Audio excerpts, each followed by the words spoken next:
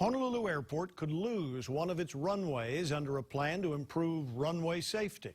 The Federal Aviation Administration and state airport officials are looking to reduce runway incursions.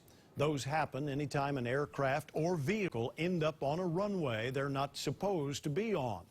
We looked up the latest FAA runway safety report and learned that Honolulu Airport had the highest number of incursions, 30 in 1 year.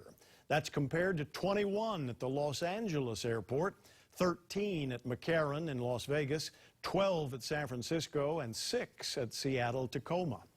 Alex Serbaugh looked into the proposal to find out how this could impact you. Alex? Joe, a decision to close one of the 4 runways hasn't been made yet, but the FAA says it would be a temporary option.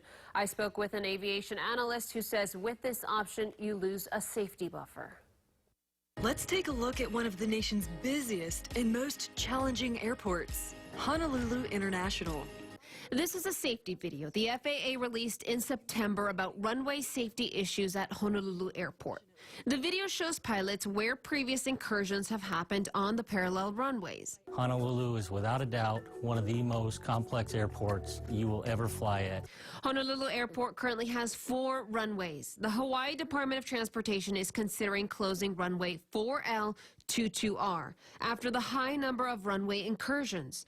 The Department of Transportation told me in a statement that because of the high incursion rates, it could impact future FAA grant revenues if it's not addressed. At times when there's very heavy traffic, that could be a problem. Aviation analyst Peter Foreman says closing one of the runways would impact smaller planes.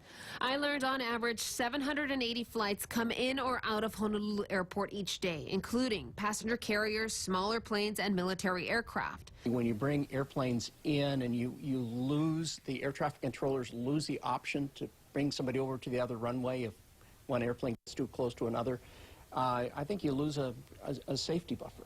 We checked with the FAA for the latest runway incursion statistics at Honolulu Airport, and they told us they would have those numbers for us by Thursday. They also said the airport has some of the highest runway incursion numbers in the U.S. for several years, saying most of these incidents fall in the least serious categories.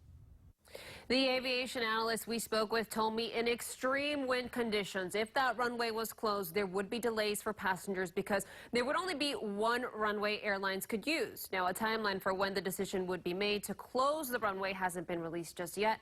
We'll keep you posted. Alex Serbaugh, KHON2 News.